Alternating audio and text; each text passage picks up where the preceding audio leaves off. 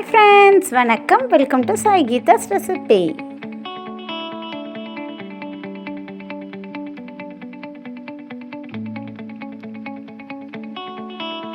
அனைவருக்கும் தமிழ் புத்தாண்டு நல்வாழ்த்துக்கள். இன்றைக்கி சித்திரை வருஷப்பிறப்பு அன்னைக்கு தான் மார்னிங் 6 to 9 எப்படி போணுச்சு அப்படிங்கிறது தான் இந்த வீடியோவில் உங்ககிட்ட நான் ஷேர் பண்ண போகிறேன். 6 o'clock எழுந்திரிச்சு ஃப்ரெஷ்அப் ஆகிட்டு என்னோடய ஒர்க்கை நான் ஸ்டார்ட் பண்ணிட்டேன். வீடியோக்குள்ளே போகிறதுக்கு முன்னாடி நம்ம சேனலில் ஃபஸ்ட் டைமாக பார்க்குறீங்கன்னா ப்ளீஸ் ஃப்ரெண்ட்ஸ் சப்ஸ்கிரைப் பண்ணிக்கோங்க. இப்போ வாங்க வீடியோக்குள்ளே போயிடலாம். எப்போவும் நான் மாடியில் இருக்கிறதுனால கோலமெல்லாம் போட மாட்டேன். கீழே ஹவுஸ் ஓனரே போட்டுருவாங்க. இன்றைக்கி அவங்க வெளியே போயிருக்கிறதுனால போடலான்னு பார்த்தேன். ஆனால் அவங்களே போட்டு வச்சுருந்தாங்க. அதனால் நான் கிச்சனுக்குள்ளே வந்துட்டேன். நைட்டே பாத்திரங்கள்லாம் தேய்ச்சி வச்சுட்டு படுப்பேன். அதனால் எனக்கு ஈஸியாக இருக்கும். இப்போ கவுண்டர் டாப்பையும் அடுப்பையும் ஒரு தடவை ரஃப்பாக தொடச்சி விட்டுட்டு டீ போட்டுற வேண்டியதுதான்.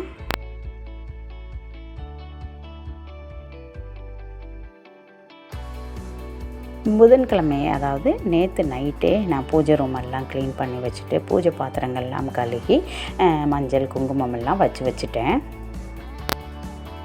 இந்த மாதிரி பூஜை வேலைகளை நான் முடித்து வச்சுட்டாவே எனக்கு ரொம்பவே ஈஸியாக இருக்கும். எண்ணெய் திரி போட்டு நான் கொண்டு போய் பூஜை ரூமில் வைக்க வேண்டியது தான்.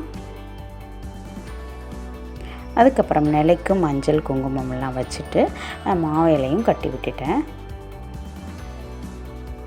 எப்பயுமே நான் மாவிளை தோரணம் கட்டியே வச்சுருப்பேன். அந்த காஞ்ச பிறகு அதுக்கப்புறம் மாற்றிக்குவேன்.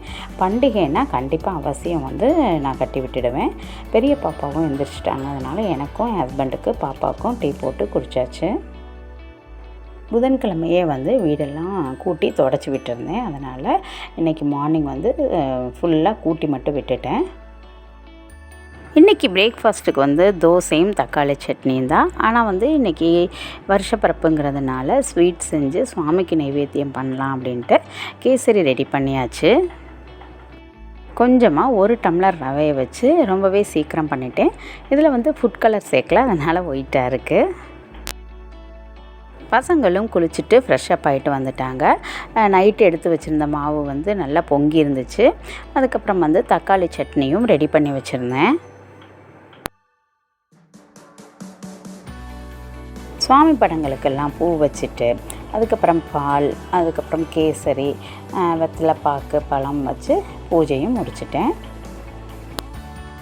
இன்றைக்கி எங்கள் குலதெய்வம் கோயிலில் பூஜை நடக்கும்.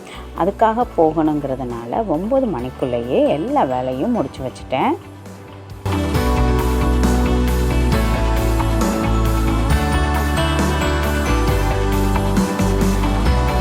சாமி கும்பிட்ட பிறகு தோசை ஊற்ற ஸ்டார்ட் பண்ணிட்டேன். நெய் ரோஸ்ட்டு கேட்டாங்க.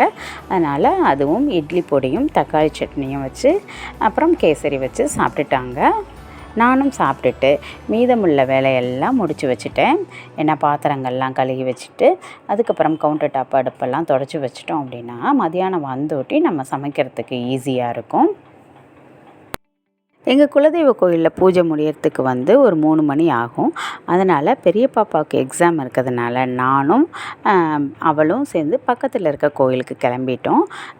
செகண்ட் பாப்பாவும் என்னோடய ஹஸ்பண்டும் தான் குலதெய்வம் கோயிலுக்கு கிளம்பிட்டாங்க. எங்கள் குலதெய்வம் கோயிலுக்கு போகிற வழியில் எல்லாமே பச்சை பசேல்னு வயல்வெளி, அதுக்கப்புறம் வாழைத்தோப்புன்னு ரொம்பவே அழகாக இருக்கும். இப்படி தான் ஃப்ரெண்ட்ஸ் எனக்கு 6 to 9 இருந்துச்சு. இந்த வீடியோ உங்களுக்கு ரொம்பவே யூஸ்ஃபுல்லாகவும் என்டர்டெயின்மெண்ட்டாகவும் இருந்திருக்கும் நம்புகிறேன். இந்த வீடியோ பிடிச்சிருந்துச்சின்னா சின்ன லைக் கொடுங்க. உங்கள் ஃப்ரெண்ட்ஸ்கிட்டையும் ஷேர் பண்ணுங்கள். Okay, thank you friends. Bye. Thanks for வாட்சிங்.